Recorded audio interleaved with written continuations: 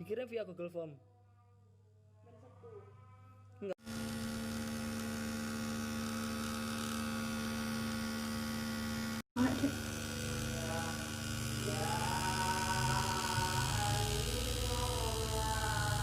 Jadi udah jadi 3. Offline ya, Mas? Hah? Mas offline ya? Offline apa? Oke, kita masih nunggu ya. Putri kita lagi di makeup. Yang satu udah ngantuk-ngantuk.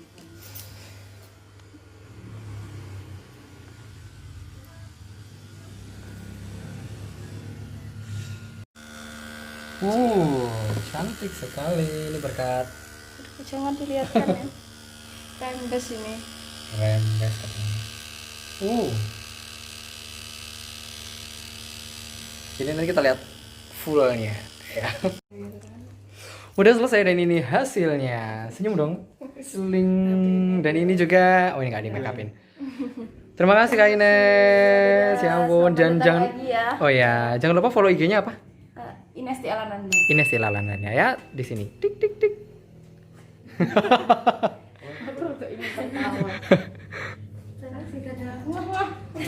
Oke, let's go, kita berangkat. Hati-hati di jalan, semoga lancar. Amin. Oh, kita naik mana? Ini. Oh, bukan. Ini punya mbaknya. Kamu masih pakai sepatunya atau?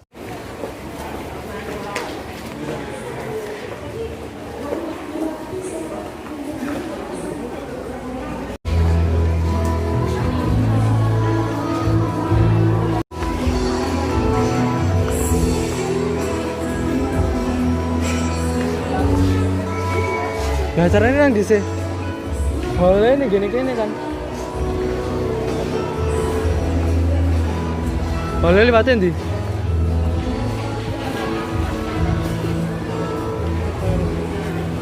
Boleh. The one and only Miss Universe Indonesia 2020. Ayo, Maulida. Kalau Anda berbahagia bertemu dengan Ayu Maulida, saya mau dengar teriakannya yang keras. Sekali lagi, kalau Anda berbahagia, saya mau dengar tepuk tangan yang meriah. This is our one and only Miss Universe Indonesia 2020. Roro Ayu Maulida Putri. Seorang perwujudan dari wanita Jawa yang sangat halus, luar biasa. Ayuma hadir di Blitar untuk bertemu dengan kita semua pada hari ini. Boleh lambaikan tangan, berikan senyum terbaik untuk seluruh warga Blitar kepada Putri Indonesia 2020. Tepuk tangan hadirin berbahagia sekali lagi. Roro Ayu Maulida Putri Indonesia 2010. Yang mungkin kita hormati sekali, tahu-tahu kita nervous melihatnya itu bisa memecah semuanya. Jadi yang paling pasti teman-teman harus benar-benar melatih apapun yang ingin kita sampaikan, tidak hanya latihan speech-nya aja, tapi kita juga harus melatih mengontrol emosi kita. Oke. Itu yang paling penting. Betul. Yang Ayu capai saat ini adalah sebuah manifestasi dari proses yang sudah Ayu lakukan. Sebagian orang mungkin banyak yang tidak tahu gitu ya. Taunya oke, Ayu perwakilan Jawa Timur, winner of Putri Indonesia kayak gitu. Ayu mungkin ada beberapa tips yang mungkin bisa Ayu sampaikan sebelum berbicara di depan orang banyak sebagai seorang public speaker yang baik, menyampaikan sesuatu yang baik dan memberikan sebuah personifikasi atau mempengaruhi orang-orang itu agar dapat diterima dengan baik oleh audiens kita. Mungkin tips-tips sebelum melakukan sebuah public speaking itu apa Ayu? Oke, kalau ini dari pandangan Ayu ya, Iya. pandangan saya itu adalah yang paling pasti saat kita berbicara harus straight to the point. Apa yang memang mau kita sampaikan, kita itu harus pada intinya. Karena kita pasti punya waktu, ya kan, ada timing segala macam, dan di saat kita ngomongnya berbelit-belit, akhirnya orang itu nggak sampai dengan apa yang kita maksudkan. Terus di saat kita berbicara, jangan lupa untuk intonasi agar kita yang disampaikan itu bisa terjadi ke semua orang. dan yang pasti adalah percaya diri. Karena di saat kita itu percaya diri, orang tuh mau mendengarkan. Di saat kita percaya diri itu orang tuh yakin sama apa yang kita sampaikan. Bisa jadi kita title-nya adalah profesor. Mungkin banyak sekali teman-teman yang masih di mahasiswa atau apa segala macam punya dosen yang merasanya itu kayaknya wah title-nya tinggi-tinggi ya kan. Tapi kok kita kalau mendengarkannya kayaknya ngantuk gitu ya. Atau segala macam. Nah, mungkin dari situ adalah kita mengambil hikmahnya. Kita kalau berbicara harus lebih confident, kita harus punya intonasi sehingga kita itu tetap menarik di depan audiens kita. Betul. Karena yang paling penting di saat kita berbicara bukan apa yang hanya kita sampaikan, tapi bagaimana orang itu paham atas apa yang ingin kita sampaikan. Betul sekali, luar biasa. Hadirin boleh tepuk tangan yang meriah. Saya lihat semuanya sudah agak menganga melihat cara Ayu berbicara ya. Bagaimana dia bisa mempengaruhi dan membuat kita semuanya terkesima, ini luar biasa sekali. Ayu, kalau dari Ayu sendiri pasti sudah pernah melalui sebuah pembekalan, kemudian ada materi-materi yang disampaikan hingga akhirnya Ayu bisa pada posisi seperti sekarang. Ini mungkin karena waktu kita agak sempit, jadi kita langsung pada praktek ya Ayu. Ayu, cara duduk yang baik, kalau misalkan kita lagi di depan orang banyak, itu semacam apa? Jadi saya agak minggir sejenak biar orang-orang bisa fokus ke Ayu. Kalau misalkan kita baru berdiri nih, oke baru datang. Baik, saya persilahkan untuk bisa menempati tempat duduk yang sudah disediakan untuk Putri Indonesia 2020, Roro Ayu Maulida Putri.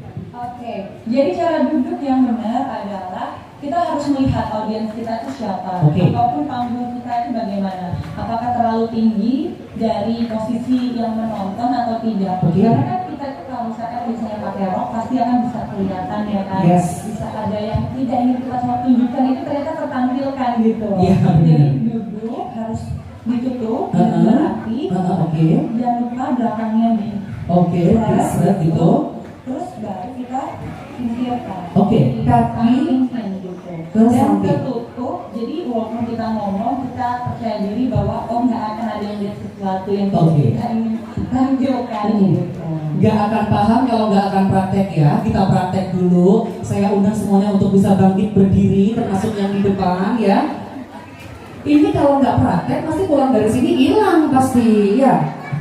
Sudah siap Ibu? Habis dari sini kalau dipanggil suami menuju meja makan, cara duduknya kayak gini ya Bu ya. Oke, baik. Saya persilahkan untuk menempati tempat duduk yang disediakan untuk seluruh hadirin yang berbahagia. Oke. 1, 2, 3, silakan. Luar biasa. Berhasil Bu? Mohon maaf untuk yang kakinya tidak sejenjang Ayu, jadi nggak bisa kelihatan silangnya ya. Luar biasa Ayu, terima kasih. Ini pasti akan menjadi sebuah bekal yang bermanfaat sekali untuk semua hadirin yang ada di sini. Yuk, mulai dari, kebetulan saya adalah seorang pageant lover dari Blitar nih, sama teman-teman juga. Ayo, mulai dari Ayu berjuang, selalu mengusahakan yang terbaik. Pada akhirnya belum berhasil dulu itu untuk melaju ke tingkat nasional. 2 tahun kemudian Ayu bertransformasi sedemikian rupa hingga akhirnya bisa membawa nama baik provinsi, saya berhenti ngomong, hingga akhirnya bisa membawa nama baik provinsi Jawa Timur ini menjadi yang nomor 1 di Indonesia. Yuk, tips untuk bisa tetap struggle itu apa? Biar semua orang yang ada di sini bisa menerapkannya. Oke, tipsnya adalah kita tahu apa yang kita mau. Karena di saat kita tahu apa yang kita mau, apa yang kita perjuangkan, itu adalah hal yang baik untuk masa depan kita juga. Pastinya kita akan melakukan segala sesuatu hal untuk mencapainya itu 100%. 100% itu tidak hanya dari diri kita aja, tapi 100% kita harus tahu bahwa kita sukses tidak sendiri. Pasti dengan bantuan dari orang-orang yang ada di sekeliling kita. Pasti itu adalah dengan doa restu dari keluarga kita, dari orang tua kita, bahkan dari orang-orang yang ada di sekeliling kita.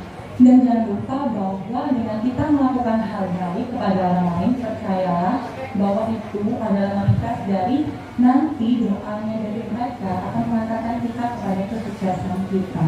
Jadi di saat kita melakukan sesuatu itu harus dari hati, harus ikhlas. Di saat kita gagal, kita harus percaya bahwa Tuhan itu akan memberikan kesempatan yang lain. Mungkin di tahun-tahun berikutnya, atau mungkin bisa jadi di hal yang lain. Kita bisa jadi banyak yang sukses itu mungkin kayak saya di karir modeling, tapi bisa jadi bila nanti modeling saya sudah berhenti gitu, siapa tahu saya bisa beralihnya ke lawyer atau ke notaris itu segala macam.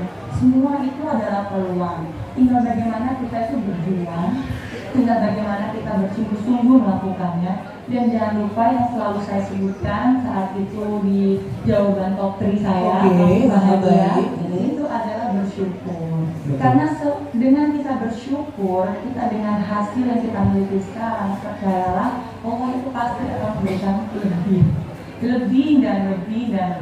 Tapi di saat kita selalu komplain, kenapa kok masih begini aja gitu, atau kenapa kok ternyata gagal, nangis, sedih, malu atau apa segala macam, justru itu akan menutup peluang kita untuk ke depannya. Luar biasa. Tidak jauh dengan yang disampaikan oleh Jemana tadi ya. Saat kita berada di titik terbawah pun, kita harus atau tetap ada hal yang akan tetap bisa kita syukuri. Sekali lagi boleh berikan tepuk tangan untuk Roro Ayu Maulida Putri. Ayu mungkin tidak akan panjang lebar karena nanti sebagian waktu akan saya berikan kepada seluruh peserta talk show nanti atau mungkin perwakilan dari VIP untuk bisa bertanya ya kepada Ayuma, karena ini memang benar-benar suatu hal yang sangat ditunggu-tunggu Ayu bisa datang ke sini. Ini terakhir yuk. Selain disibukkan dengan program Ayu yang Senyum Desa, pasti Ayu sekarang pasti lagi sibuk banget nih untuk mewakili persiapan mewakili Indonesia di Miss Universe nantinya. Apa sih itu yang paling sedang Ayu paling utama banget nih Ayu siapkan itu apa? Yang paling utama untuk disiapkan tentunya adalah seluruh yang akan dibawa untuk Miss Universe, di mana kita sendiri belum tahu tanggalnya kapan. Jadi di saat kita tahu mungkin lombanya bulan November, kita bisa prepare, kita bisa melakukan segala sesuatunya itu dengan deadline, ya kan, punya ada waktu target masing-masing. Tapi di saat kita tuh tidak tahu lombanya bulan depan ya, waduh gitu kan. Sedangkan semuanya itu sekarang lagi masih tutup, maksudnya semua masih pandemi, itu tidak bisa 100% mungkin butik buka atau pegawai buka atau segala macamnya. Jadi di situ kita sangat kejar banget agar semuanya kita bawa 100% itu membawa nama baik Indonesia untuk di ajang internasional agar tidak memalukan nama Indonesia. Luar biasa. Juga tentu mohon doa untuk semua yang hadir di sini ya, Ayu ya. Termasuk juga dengan latihan tentunya, walaupun saya ini kita pembahasannya public speaking, tetap harus belajar public speaking lebih dan lebih. Jangan pernah puas, jangan pernah merasa cukup, karena yang pasti kita itu dalam kehidupan selalu berprogres. Pasti akan ada perkembangan yang kita pun harus selalu update dan mengikutinya. Dan juga dari selain Senyum Desa tentunya kan itu harus dipersiapkan ya segala macam materi yang nanti akan dibawa, atau mungkin juga tentunya hal-hal yang tentang keindonesiaan ini yang nanti akan disampaikan untuk di ajang internasional. Amin. Semoga program Senyum Desa nanti sampai ke berita ya, Yu. Amin. Amin. Berikutnya silakan untuk tim dari E-Project untuk menyiapkan mic kepada semua penonton yang ada di audiens atau peserta talk show yang ada di sebelah kiri. Siapa yang ingin bertanya mohon untuk bisa tunjuk tangan terlebih dahulu. Ya silakan ibu yang paling depan. Oke, sebentar ya Bunda, ada yang sebelah kiri yang nanya duluan. Silakan. Terima kasih. Door prize-nya jangan lupa. Assalamualaikum warahmatullahi wabarakatuh. Waalaikumsalam. Saya Rani. Sebelum saya ada satu pertanyaan, sebelumnya saya mau memberi informasi bahwa pada tahun 2007 itu Putri Blitar pernah menjadi Putri Indonesia. Iya, luar biasa tepuk tangan. Putri Mas Wasti, kalau salah Putri Blitar. Saya ada satu pertanyaan. Sebelumnya Bapak sangat cantik sekali, luar biasa. Satu pertanyaan saya berkaitan dengan profesi saya. Saya adalah seorang pendidik, di mana saya menghadapi bahwa anak-anak didik saya itu kebanyakan itu kurang confident. Kebanyakan Kurang confident. Oh baik. Iya. Apalagi dalam public speaking. Saya ingin Ayu bisa bercerita bahwa Putri Indonesia sekelas Ayu pasti pernah punya pengalaman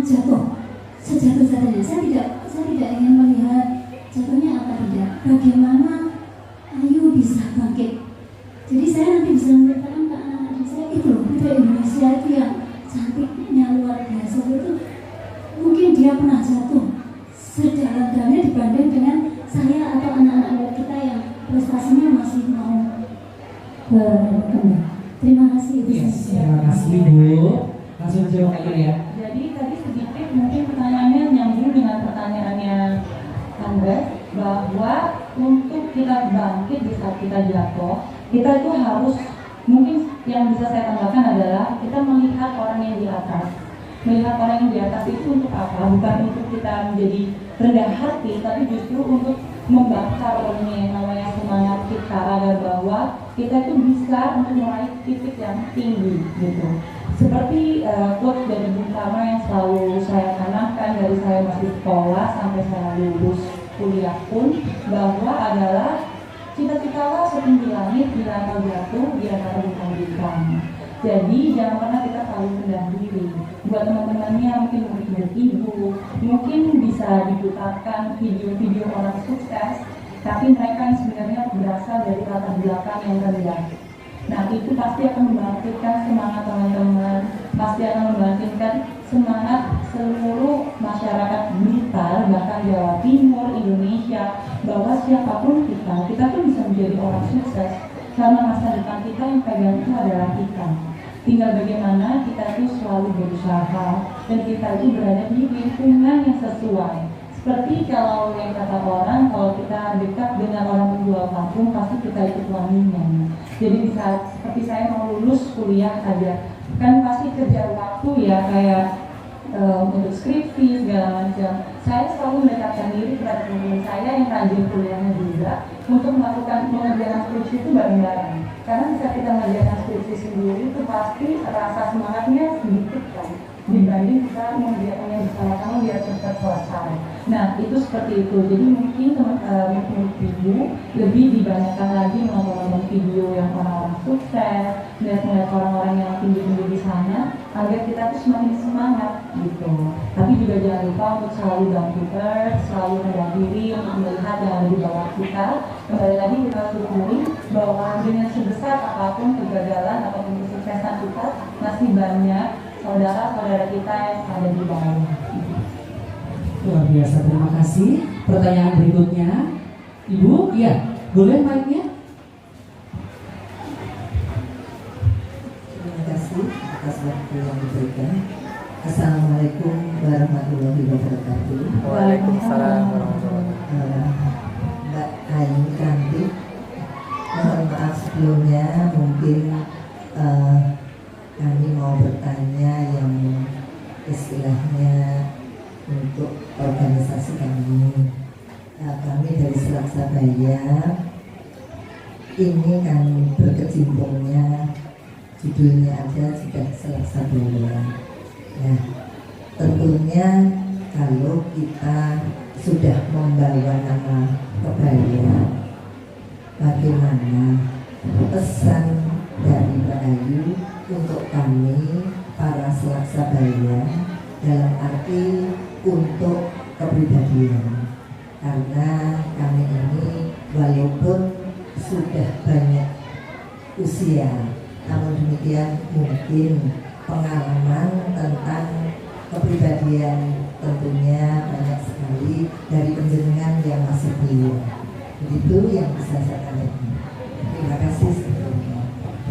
Ya, terima kasih Ibu. Ini pertanyaannya jadi lebih ke tentang memakai kebaya ya Bu ya. Memakai kebaya, juga bagaimana kita bisa berkepribadian yang baik. Oke. Jadi di saat kita memakai kebaya, sebenarnya kita itu adalah memakai budaya kita. Kita melestarikan budaya kita. Di sana itu saya sangat suka ya, karena saya sendiri saat fashion show, di saat memakai dress gaun, dibandingkan dengan memakai kebaya, saya lebih memilih pakai kebaya. Dia tahu kenapa? Rasanya kalau pakai kebaya itu auranya itu berbeda.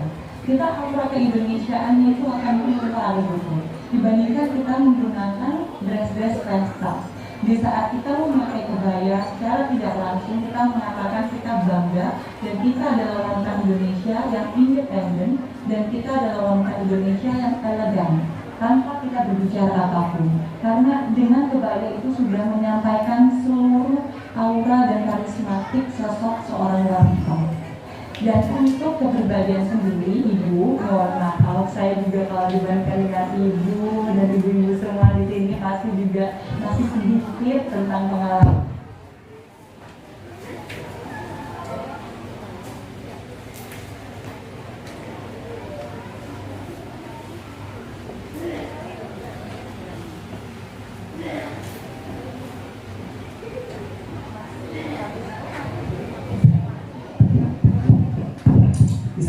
Oke, mohon maaf, masih pengalamannya belum sebanding gitu. Tapi kalau menurut saya tentang kepribadian, Ibu, kepribadian itu kembali lagi ke jati diri kita.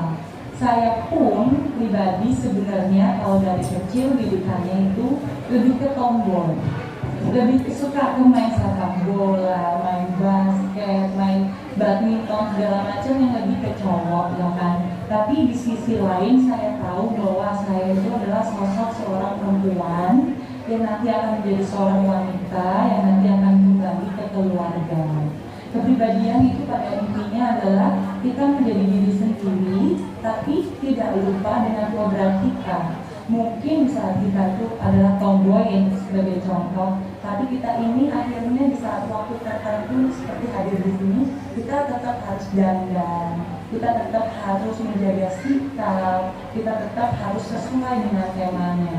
Di saat mungkin kita marah, kita tidak hanya langsung mengutarakannya gitu, tapi tetap aura ke Indonesia, kejawaan yang kita itulah yang sangat saya kagumi ya, bahwa kita itu tidak langsung yang kayak orang luar gitu ya, mungkin yang langsung konfront marah di depan umum. Mungkin kita iya, nanti di belakang setelah acara selesai baru kita sampaikan kalau misalkan ada kurang sesuatu atau ada masalah. Jadi kepribadian yang baik menurut saya adalah bagaimana kita bisa merepresent bagaimana diri kita ke hadapan orang lain dan bagaimana kita mau orang lain itu kembali kepada kita. Kayak kita misalkan mau diperlakukan yang baik, kita harus memperlakukan orang lain juga dengan baik. Oke, begitu Bunda. Berikutnya silakan pertanyaan berikutnya sebelum kita dibatasi oleh waktu. Oke, dari belakang.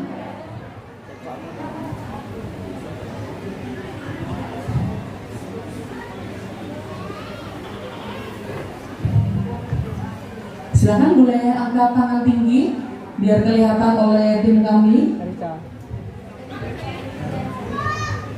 Sebelah sana dulu tadi. Oh ya, oke, ini aja dulu nggak apa-apa. Ya silakan. Oke, Kak Ayu mau tanya, jadi kan di dunia pigeon itu tidak semua orang bakalan suka. Nah, bagaimana tips dan triknya kakak untuk menghadapi para haters atau orang-orang lain? Karena sampai Ini pertanyaannya sering banget ditanyakan kepada saya. I love you, my haters. Lagi silakan Aima. Oke, intinya di dalam kehidupan, baik itu di pageant ataupun di pekerjaan, bahkan di dunia sekolah, dimanapun kita berada, kita tidak bisa menyenangkan hati seluruh orang. Kita tidak bisa membahagiakan dan menuruti semua keinginan orang lain. Karena kita itu satu orang, satu nyawa, satu pemikiran. Dengan orang lain mungkin berpendapat tentang kita harus memproteksi, apakah ini benar atau tidak, apakah ini memang ada yang salah dengan diri kita yang kita harus rubah.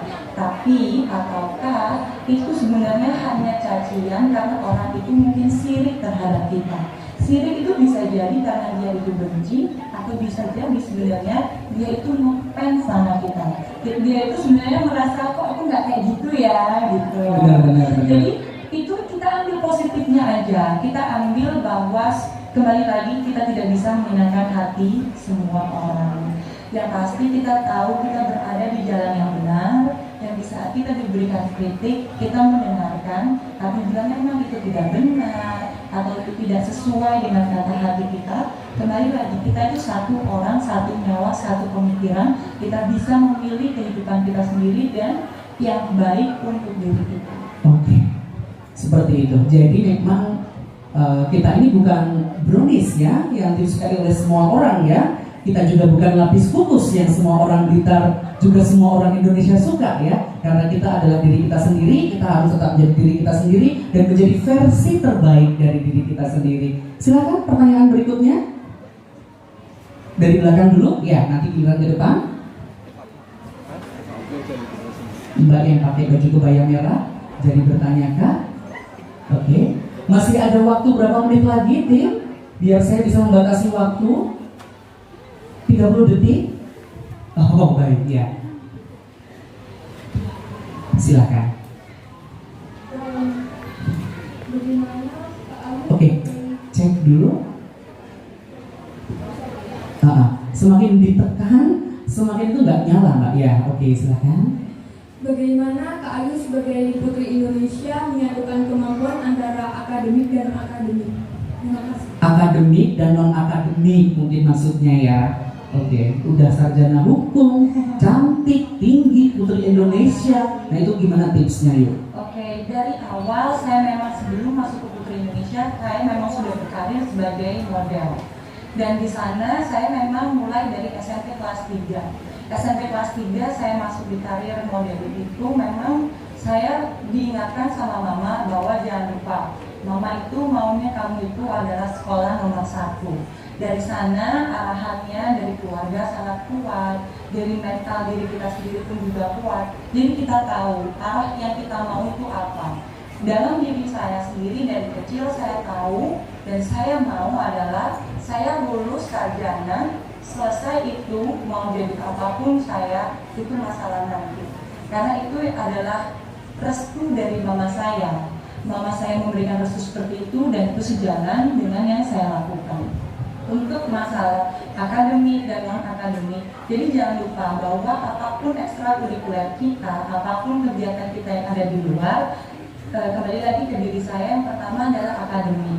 Jadi di saat saya mendapatkan tawaran pekerjaan segala macam, itu yang saya utamakan adalah pendidikan saya.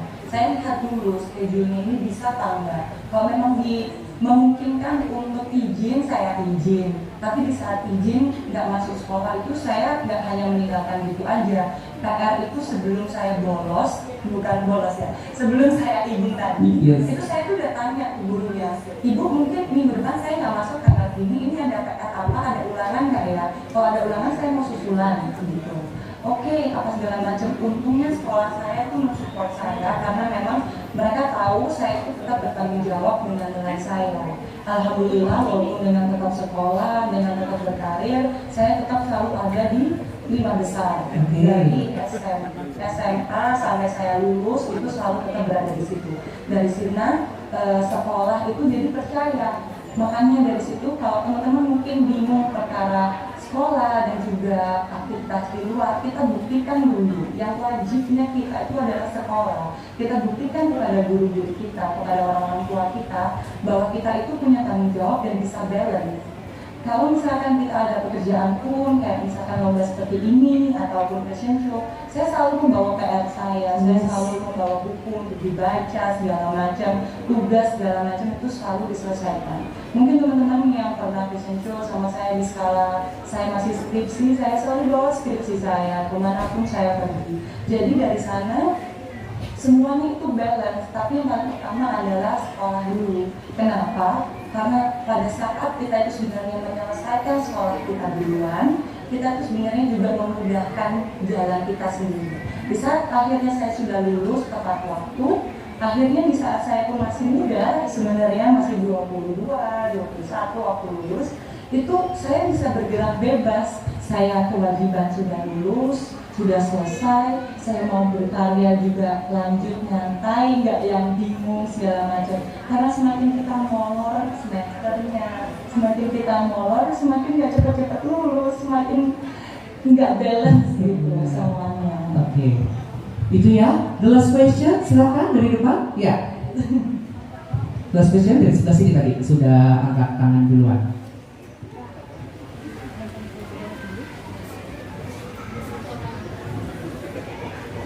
Yes.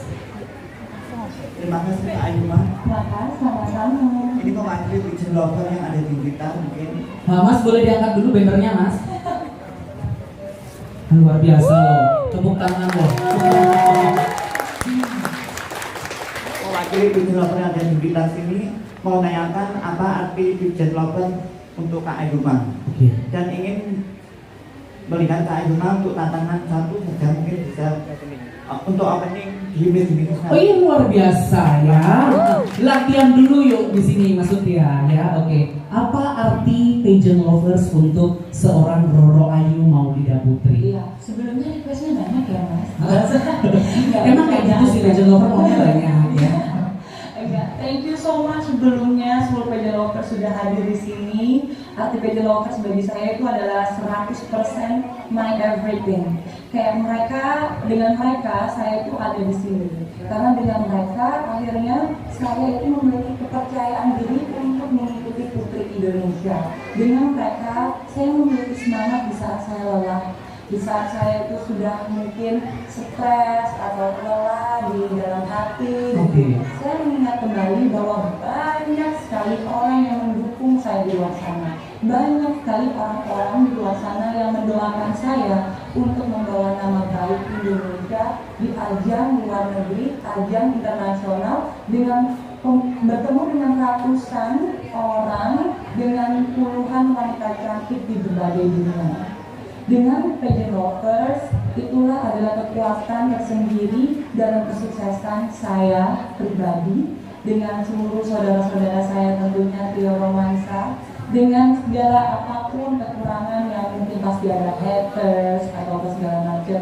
Saya percaya haters itu hanya mungkin 1%, tapi 99% semuanya adalah water. Luar biasa, tepuk tangan. Ya. Untuk challenge, apakah mau dibawakan? Harus dibawakan dong ya. Oh, sorry. Boleh kita kasih musik Mas yang agak ngebeat ya. Ke depan sini aja yuk. Ini opening number kan? Opening number dong ya. Ada yang ngejawab nggak sebenarnya? Roro Ayu Maulida Putri Indonesia. Thank you, luar biasa ya. Silakan duduk kembali. Nah, ini the last questions. Barangkali dari ibu-ibu yang ada di depan ingin bertanya? Iya, Ibu Katrina, ini mic-nya. Monggo silakan.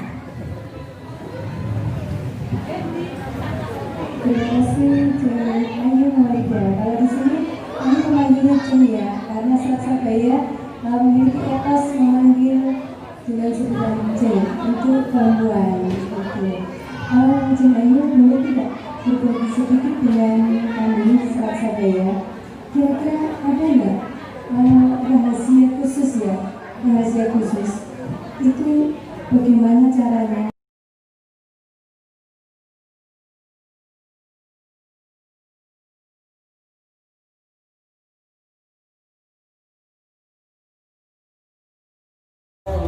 Oke, perjuangannya udah sampai. Udah sama Putri Indonesia. lebih private ya dari tadi ya. Sekarang kita foto sama Gus Jeng ya. Udah selesai dan jangan lupa untuk like, Komen dan subscribe, jangan lupa di share juga. Dan subscribe pokoknya channelnya Pak Mas Bar. bukan Duta Bahasa. Oh iya. Ini dia. Aku juga promosiin punya kakak. Dan juga jangan lupa Duta Bahasa subscribe. Oke.